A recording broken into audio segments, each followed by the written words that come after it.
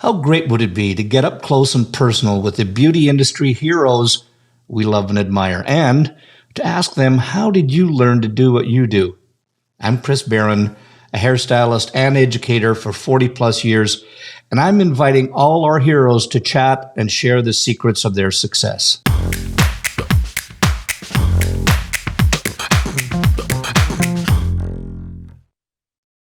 This episode, as I'm particularly excited about, and the reason why is this person's street cred is absolutely phenomenal, because his beginnings even started off right from 40 years of experience from everything in our salon industry. That includes everything from being a stylist behind the chair to a chain director to multiple salon owners. Give a little bit of a giveaway here. Was one of the co-founders of Summit Salon Business Center, the founder and president of Salon Development Corporation, which is an international company that specializes in salon business training.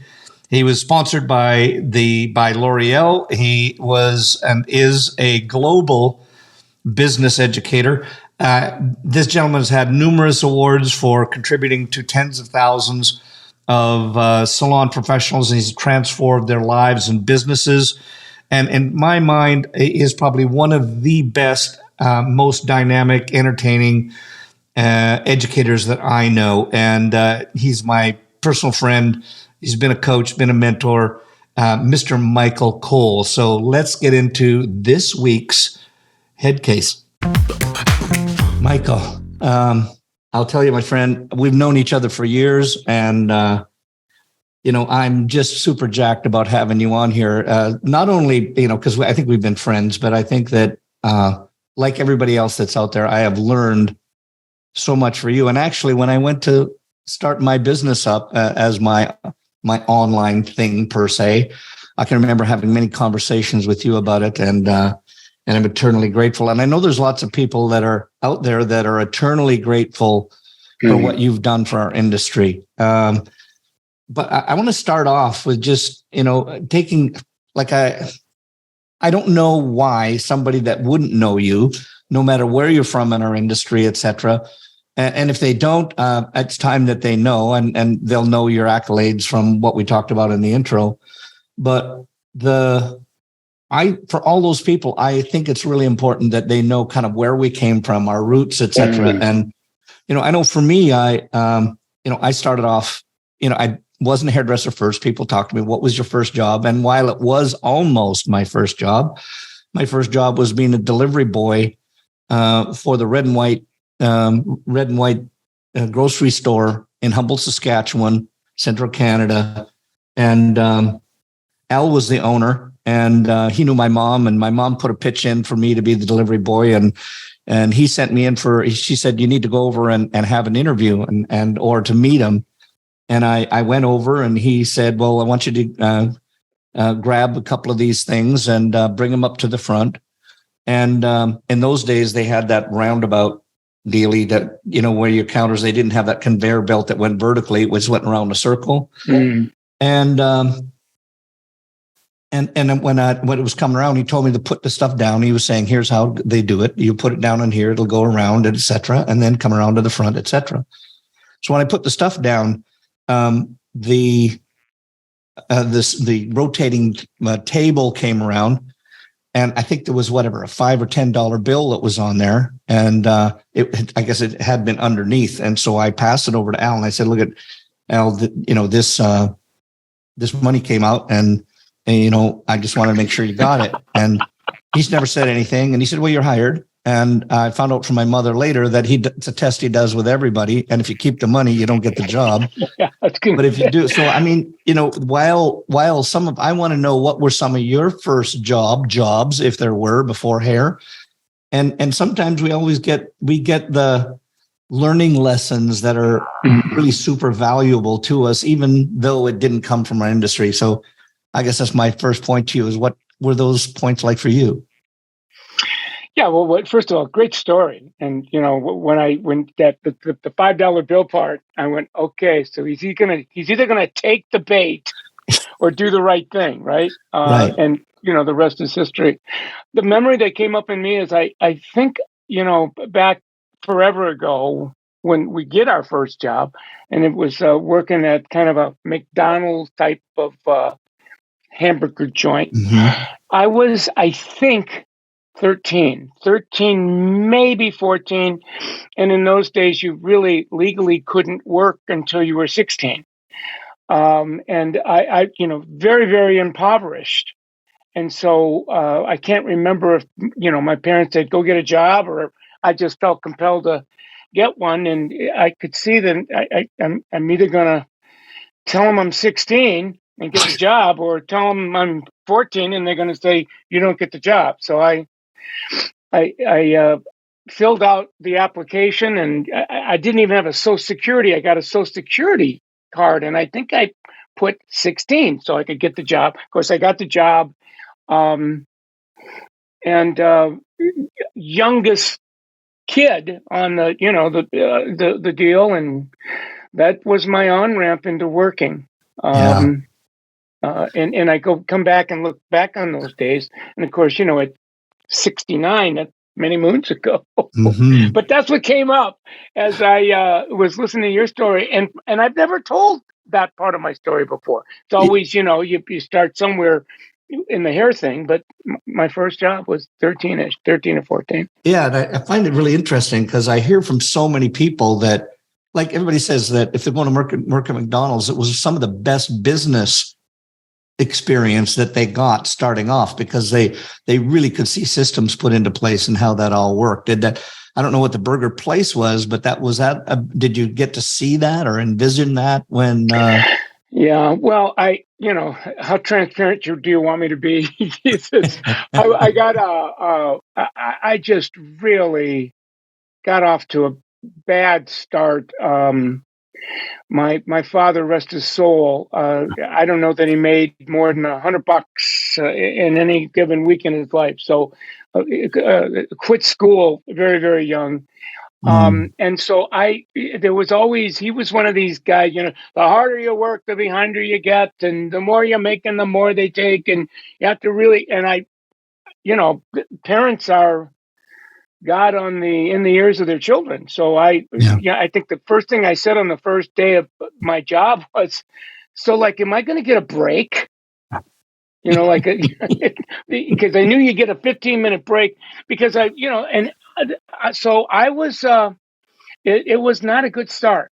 And really, that really was my attitude up until, I met my first coach, that definable moment where you meet somebody, and as a result, the trajectory changes. Yeah. I call those, and so, and he got my attention, first of all, by telling me his story. And I was moved by that. And then later on, when he became my coach, and I told him, I said that when you told me your story, there was something that happened to me. And he goes, you know what? When my first coach told me their story, and I think he referred to it as a light bulb moment, where when we wake up from somebody telling us their story, they're going, okay, once upon a time, this is how my life used to be. It was really, crappy. And then, we have that moment, something happens, the light bulb goes off, and then the trajectory changes, and then we share what our life is like today. So it's like what it was like, what happened, what it's like today. And that's the story of success. But when he told me his story, what his life used to be like, that's how my life had been, like real time now, like as in meeting you this morning. And then what happened to him and his story, and he woke up. I was waking up as he was telling me his story. Wow. And then when he told me how his life had been ever since, he was giving me a picture of what my life will be like if I stay awake and get on the beam and basically sign on to the value proposition, which was, let me teach you for 6 months, 9 months. And if what happened to me happened to you, here's what you can look forward to. And I said to him, well, gee, what if that doesn't happen? I was a little bit cynical. And he said, well, if it doesn't happen, you can always go back and pick up where you left off when you met me. And that Right. value proposition made it was like, that was, oh, okay, Yeah. let's go. And the rest is history. Yeah. Michael, you said something there that was, I think it really hit home with me when you were talking about your dad. And my mom was a hairdresser, but I was raised as a single, by a single mom. We had enough to get by, but we never really had tons. We didn't have it. I can't say we were effectively super poor, but we certainly were not rich, but we had lots of other good things that happened in our family. But I guess the point that I'm getting at here is I can so relate to what you're talking about, because I remember coming out of school, per se, getting ready to go into work and to find a job, because I think sometimes in your upbringing, you tend to take on the mentality of where you were. Like, I was thinking middle-class family, probably lower to middle-class family, and didn't have a lot of money. So I wasn't looking at going to anything. I sure as hell wasn't going to go to college and have 4 more years of stuff that I hated doing. And I think that carried through, and it took me a lot longer to get away from scarcity and into a world of abundance. It almost took me, I'm guessing, I'm going to just to put a number on it, 20 years. Mm-hmm. And because I didn't have a coach, a mentor that came up to me right away. So what I'm seeing is the escalation that happened. So was there an escalation? Was it an immediate spark? What happened? Yeah, Chris, this is why I just so enjoy kind of geeking out with you. About once every few years, you and I bump into each other and we reminisce. But what came up as I was listening to you was, once we wake up and we see what's possible and okay, we're in, of course there's learning going on. What's the next skill set that I need to put in the wheelhouse? But either before or while that's going on, it's unlearning. I had to unlearn, let go of ideas that made perfect sense to me until I kind of woke up and said, okay, if I'm really going to move from whatever we want to call it, scarcity to abundance, the 80 to the 20, from the many to the few, that I need to let go of thinking about life in this way.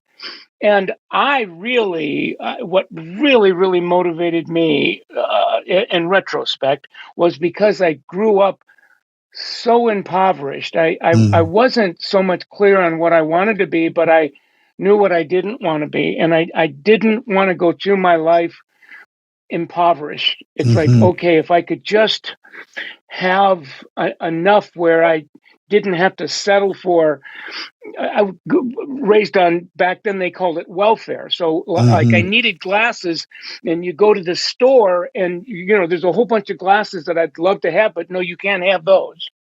You go over there on that wall because you have a card, and it's like, but I don't like those glasses. It's like, well, I know, but you need to see. So, pick a pair and you live with it. You just kind of live with the limitations that go with. And so what that first coach helped me to see is, it doesn't have to be that way. Yeah. That you have just as much potential and right and opportunity to have a great life. You just need some coaching, and let me coach you. And if what happened to me happened to you, you're gonna have a great life. And by the way, if it does happen, you're going to feel grateful. And when you come and, thank me, I'm going to say, wonderful. I'm proud of you, fly, little birdie, fly, but then pay it forward. just go ahead and keep paying it forward, because in the process of paying it forward, as you know, we become more of what's getting us more. So it continues to perpetuate. You said something that sparked in my brain, and this is where I think why we have such a great kinship is because you said glasses, and I hadn't even really thought about this in the scheme of things until now. Is that whatever you call that person, that thing that talks to you all the time.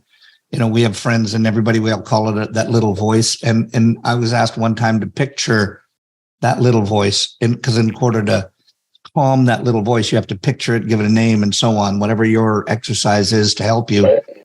And I remember when I had to visualize this, I had to give it a name, and I called it Christopher, because there's only very few people that I allow to call me Christopher, because my mom, God bless her soul, being the only child of a Catholic family, I got every uncle's Christopher, Michael, Charles, Anthony, Baran that was out there. So I hated that name, particularly because she would scream that at me if I was doing something wrong outside. And I'd, Christopher, Michael, Charles, Anthony, Baran, get your ass in the house right now. And I knew I was in for a whooping then.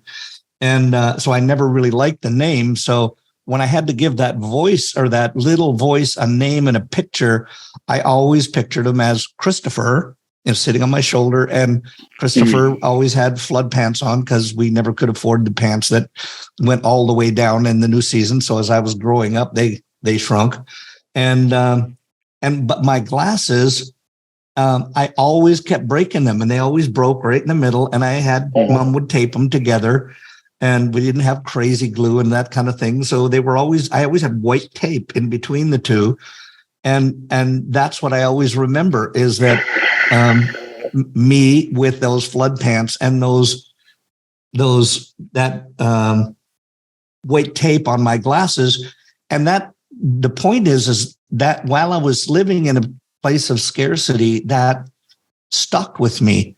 And that until I could get out of that frame of mind, that I could be successful at something, that stuck with me forever until I named it, give it a name and a what it looked like, and then I could be in control of it. So I'm Chris, and I can control Christopher.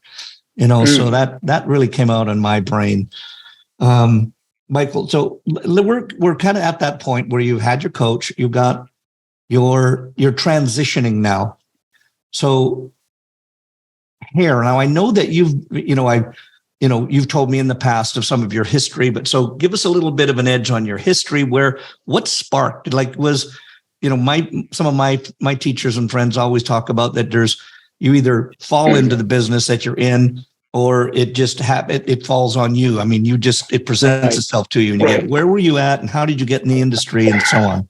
Well, yeah, there's lots of stuff I could talk about, but what just came up in this moment as I'm kind of being present with you, the pivot. So I'm working with my teacher, and they're going well. But basically, what I was Monday through Friday is working behind a chair, and then on the weekends, on Sunday, there's a class somewhere, and go and teach the class. But the class is hair cutting. It's hairdressing. So I'm, way back when was in the business that you've spent your life in.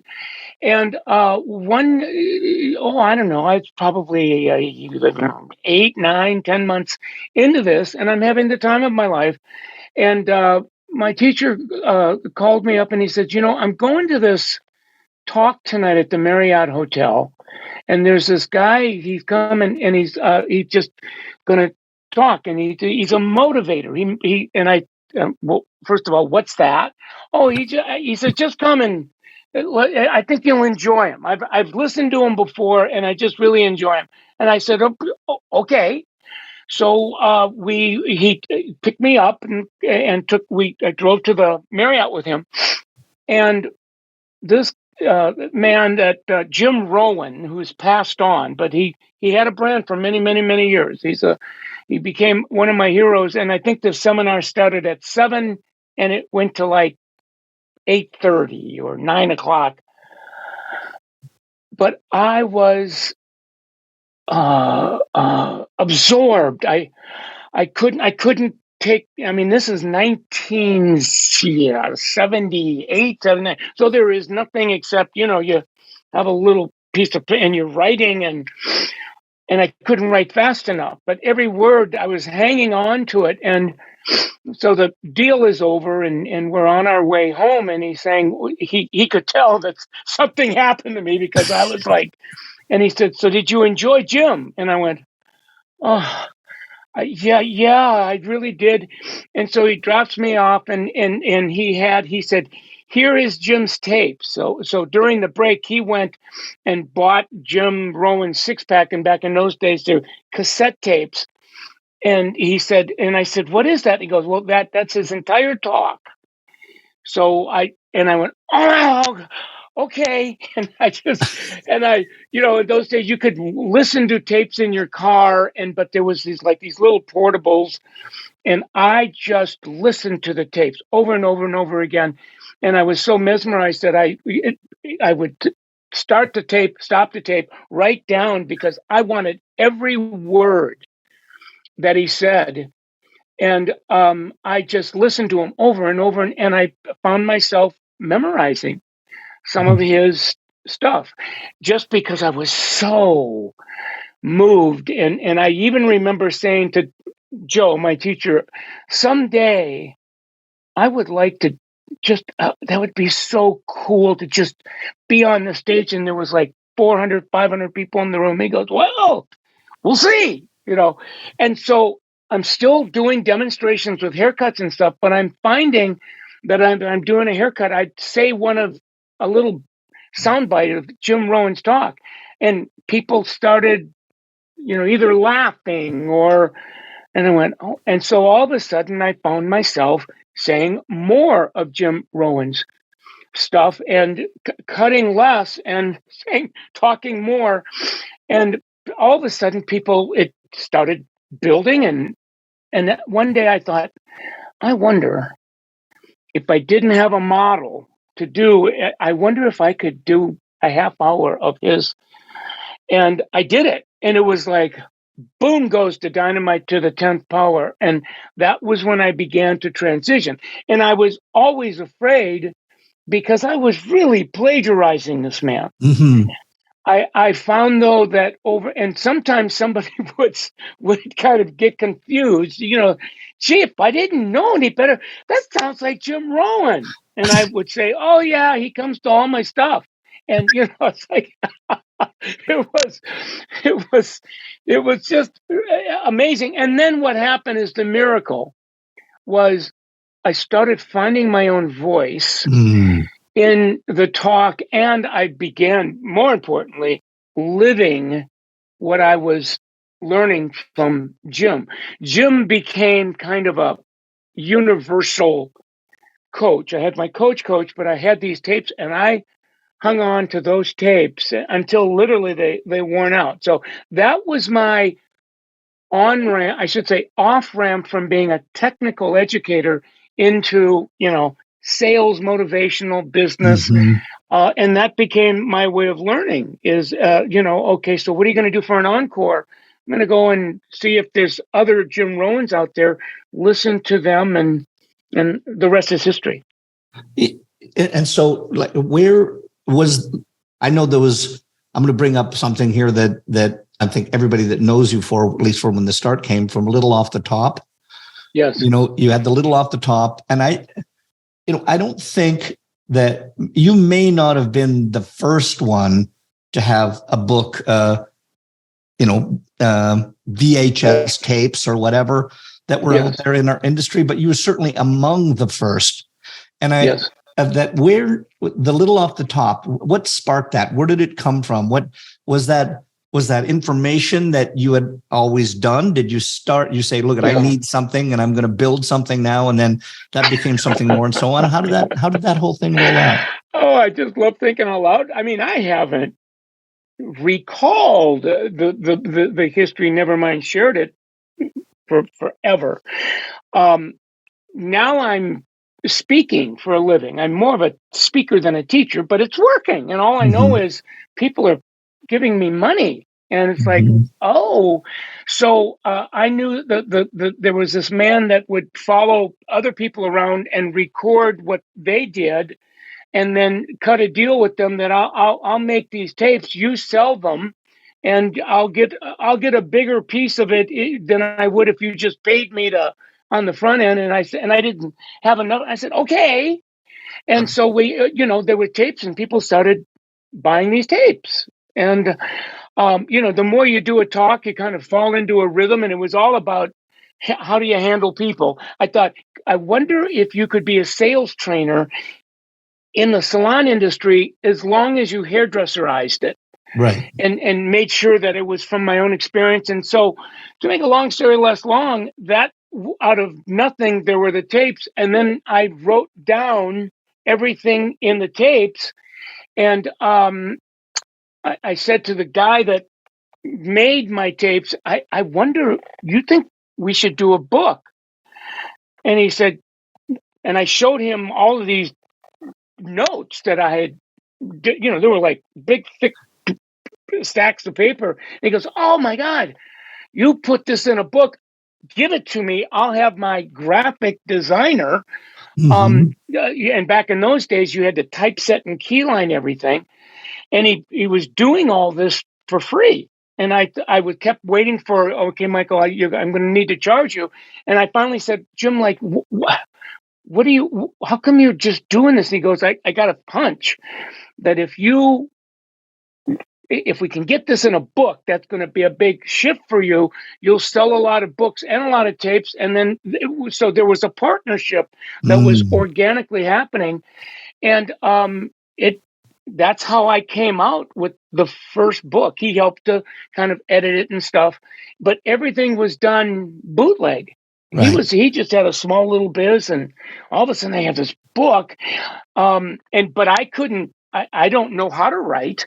Other than to speak, practice the speaking, write down what you said, and then I had somebody that would edit it, and he did that, and kind of dotted the I's and crossed the T's, and that got me into my first self-publishing. I think that 85, 86, I bet you I don't throw anything away, and I bet you I have a bunch of them still here that I have. So if you're ever looking for keepsakes, I know I have them, but it's going to cost you because I'm not giving them up.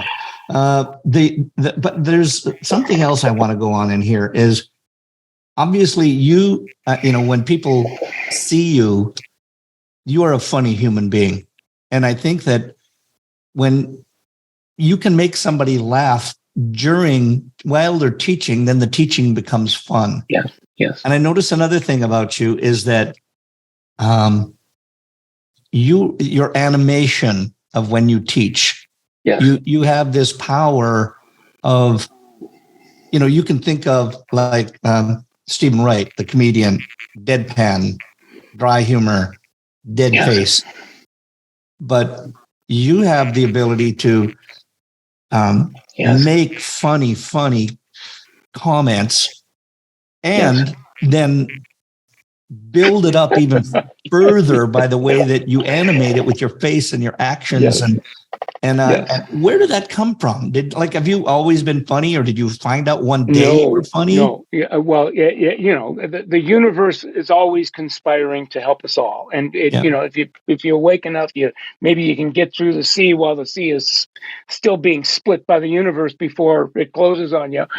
But my ambition, when I was in middle school, high school, I would watch a TV show, like back in those days, Johnny Carson, and comedians, and the Richard Pryors, and the way we're talking way back, and I would fantasize. I wonder, gosh, wouldn't it be cool to be, whether it was an actor, a comedian, or whatever, and then the voice. No, don't be silly. There were some plays that were being, the high school play. and I was just scared to death to try out. I remember being, I think I was 16, and my dad let me use the car to go drive to try out for the play at night. And I'm in the high school parking lot, and I'm so afraid to get out of the car. I didn't get out of the car. It was The Odd Couple, right? Right. And I was going to try for one of those. I in my mind I thought I bet I could get this part, but I didn't do it because I was so afraid. And ended up driving home and getting depressed. So I'm in hairdressing. I've got Jim Rowan was an edutainer, so I picked up a little bit, and as I kind of got it in my style. My hero comedians back in the 80s, Robin Williams was just coming, and HBO had just launched, and you could watch, and he was so funny and animated, and so there was him. So I would watch his thing and kind of imitate him and see, can I just put his, whether it's facial expressions, jokes, one-liners, and how do I salonize this? Then I started going to Zig Ziglar, and I really was never I liked Zig Ziglar the way he could spin a phrase, but what really got me about Zig Ziglar is he would always be pacing the stage, and at that moment he would stop and get down on one knee. And I started thinking, I wonder if I added that to the show. Yeah. And all of a sudden I added it, and the rest is history. And then that was the time that that same guy that's making audios for me, he's got a video, and he said, you do all these little skits on stage.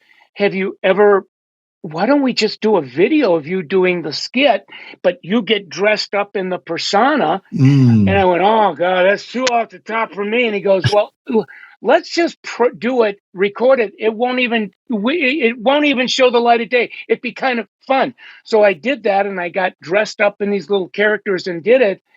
And as I'm watching, he goes, Michael, I think you got something here. If you were ever going to put that little thing together, what would you call it? Panic in the Parlor. And all of a sudden you got a video, and I'm really, really embarrassed. It's like, I'm going to get creamed up here. People are going to watch this video, and they're going to go, what is he, crazy? And somebody watched it, and they were laughing. And we started selling a lot of videos. So all of this stuff, it's any so-called successes, Chris, that I've ever had were not planned. They were, a hunch. And if it wasn't my hunch, it was somebody else's. Now, having said that, there were many times that I tried to plan something. Okay, let's go in for the kill. Right. And went over like, a fart in church. It's like, it just doesn't work. So I just had to learn, don't pay attention to the universe. And if it looks like the universe is splitting the sea, go ahead and take a shot at it. And don't overthink it. Ready, fire, aim, rather than, ready, aim. I should say ready, aim, fire. No, ready, fire, aim. That's it. I'm getting so damn old, I can't remember what I remember. I want to go back and revisit on something you said before, because I want to make sure that that gets out in the right way, because you were talking about doing Jim's stuff, and that you were, and I've done that. I've done my bits where my teachers have taught me things, the same stuff that you got from Jim got from somebody else, and so on. I think that anybody that's thinking about doing what we do is that sometimes you have to copy first. I really believe that if somebody told you something, that's how you pass the message on. And then just like you said, you eventually you're looking for material because you don't have it or the wherewithal to evolve into creating it yet. But at the beginning, take the words that Michael says, or Blair says, or Dean says, or whatever, and then say those in your words. And then the more that you, like you said, they became ingrained in your brain. And then all of a sudden you could have another epiphany and you went, oh my God, I've been teaching it for that long. That's what this means. Yes. And then you get this point of enlightenment that happens that you now can take that a step further and to pass on to other people. Because I've seen you do that. I remember when we were establishing the code of honor for a company that we worked for, and I remember just so clearly, I can see the table you were sitting at, and you always just kind of sat back and you'd listen to all of the artists going, and everybody was arguing their point.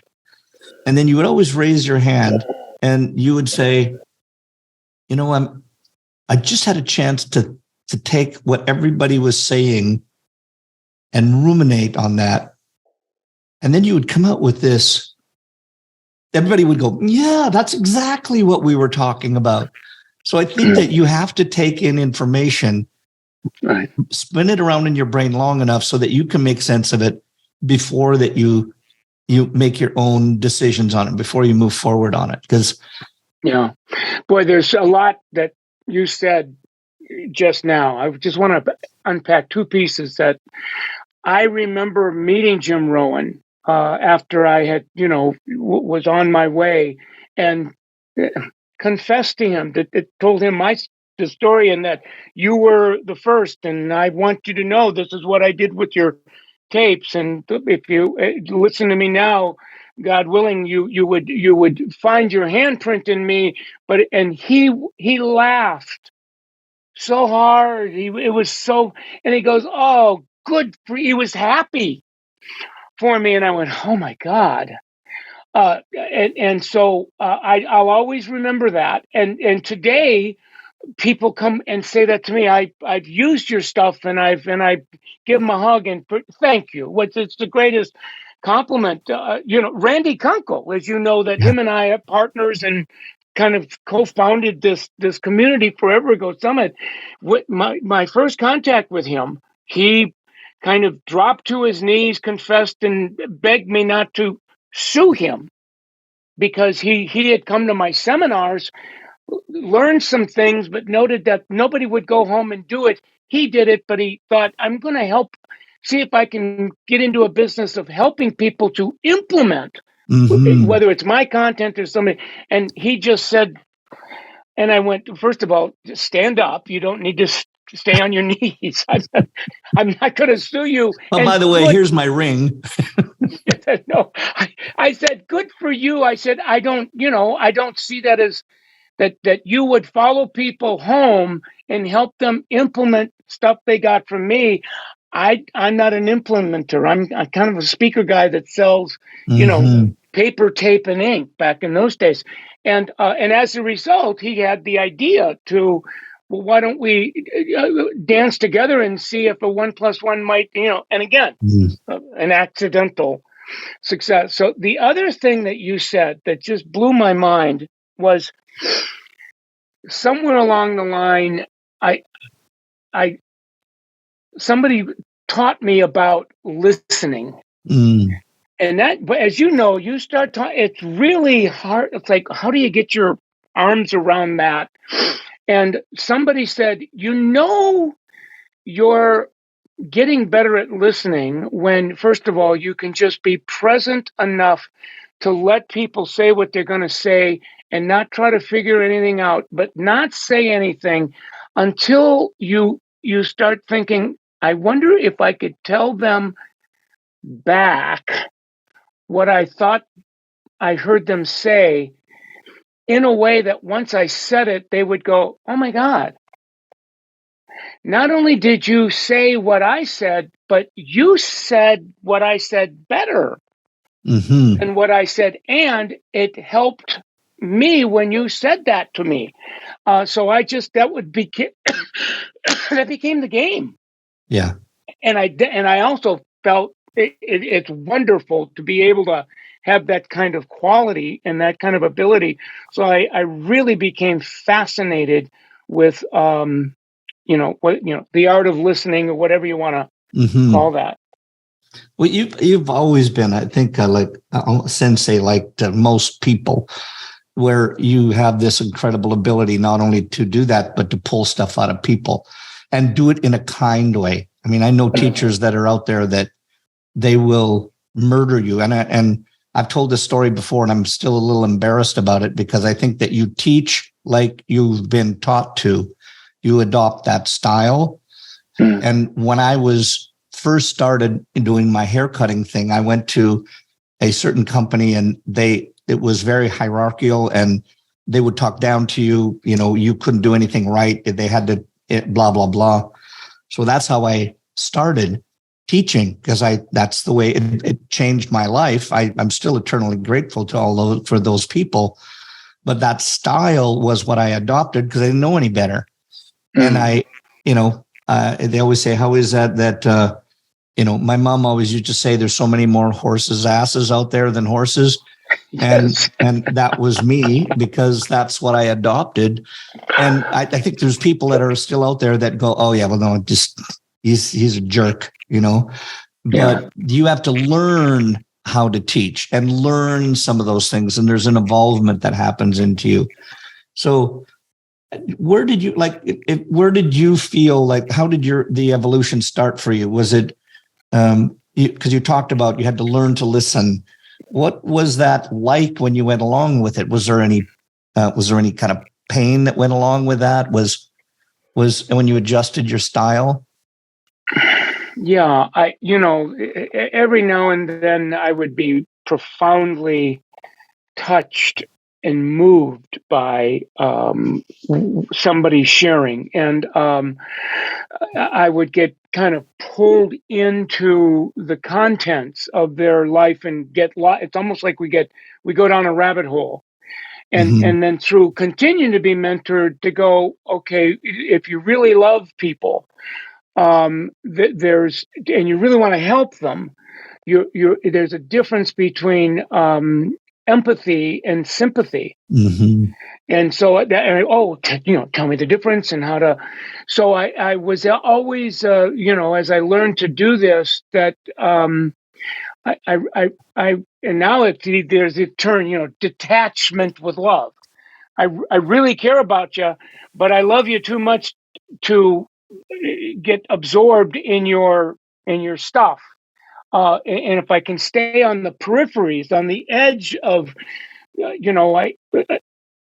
I might be able to engage you, not so much give you anything, but engage you in a conversation where you might have a perspective or an insight about what you're stuck on. You might think I'm the guy that poured the insight into you, but it really isn't. We just engaged in a very different conversation. There really wasn't any judgment on it from me. I'll tell, even today, I'll just say, look, we need to get over this, that I've got a reputation that comes with the turf, but the sooner we can table that and work with each other and dance with each other, it looks like I'm mentoring you, and okay, but really, if this works, we're both going to be surprised by what happens to both of us.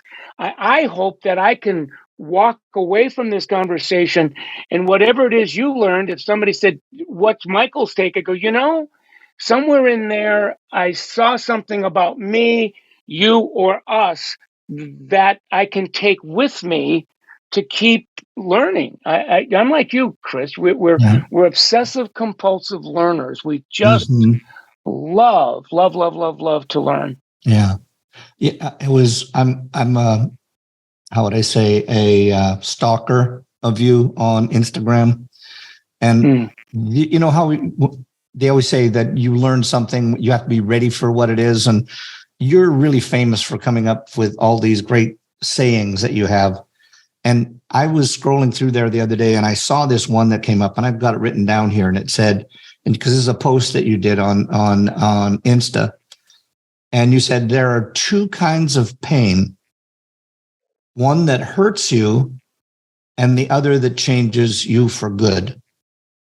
So for you, what was the one that hurt you and what was the one that changed you for good? Wow. That's a big Those are big questions. The one that I'll start with the ones that changed me for good is the ones where, and it's a seeing that's excruciatingly wonderful, Mm-hmm. where I see my part in the conflict. So let's say the pain. Okay, yeah, Mm-hmm. I took a hit from somebody, and in that moment, I look like a victim. Mm-hmm. And somewhere in my teaching, it's Michael. While you might have been victimized, don't call yourself a victim.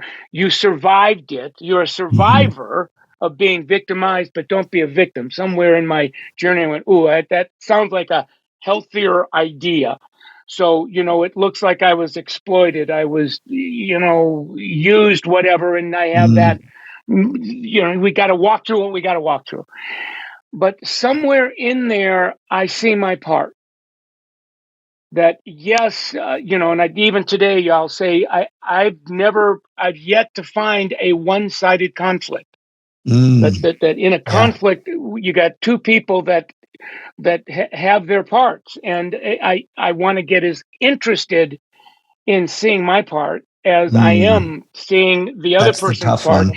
and it really is more for my sake than theirs, Yeah. because sometimes these people kind of get on with their life and I get on with mine, and the pain, that's very, very painful, at least for me, because it's humiliating until it's humbling. Mm. That awakening that says, oh wow, in a piece of this is the place in this where I was wrong, or I committed a wrongdoing, and Mm-hmm. yes, I could come up with all kinds of justifications, but I was wrong, and to forgive myself, learn from what happened, and then kind of move on. And so that's become kind of my modum of operandi, Chris, and I think a lot of this is just because of the therapies that we go through and the mentorings that we go through, so we don't get, when we take hits, you either get bitter or better. Yeah. And we always want to be better, and Yeah. getting better rather than staying bitter is seeing the whole truth. That old saying, there's one thing better than the truth. That's the whole truth. And the whole Mm-hmm. truth is I had a part, and you get through it, and conversations like this are helpful. But, that's as close as I think I can get to the answer to the question that you're Yeah. asking me. I think, it's really interesting how we keep saying things and it keeps sparking stuff in my brain, because I remember you doing a training and you even gave me tapes on it. And you said that there's a difference. Where I'm going with this is when you said that you might have done something wrong, you intentionally or not, but the pain that it caused others or yourself when they put it back on you, that I find myself even that what those things will haunt me for years. And there's a difference. I think your words were, there's a difference between obsessing about something, and just living the emotion, identifying the emotion and moving on. And I think that's Right. what is such a hard part for so many people. Yeah, it is. And, somewhere in that conversation is forgiveness. Yeah. And I learned the hard way, I can't think myself into forgiveness. I Right. can't, I mean, I can talk myself into it and get to, on the peripheries, but there's something that happens, at least to me, where I saw something that I didn't see before. And in that seeing,